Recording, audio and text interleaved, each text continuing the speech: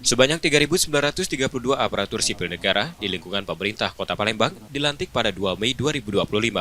Mereka terdiri dari calon pegawai negeri sipil dan pegawai pemerintah dengan perjanjian kerja formasi tahun anggaran 2024. Para ASN tersebut mencakup P3K tenaga teknis, kesehatan, dan guru, serta CPNS lulusan institusi pemerintahan dalam negeri dan jalur formasi umum lainnya. Pemerintah Kota Palembang menyatakan hak dan fasilitas P3K akan disamakan dengan PNS, termasuk seragam dinas.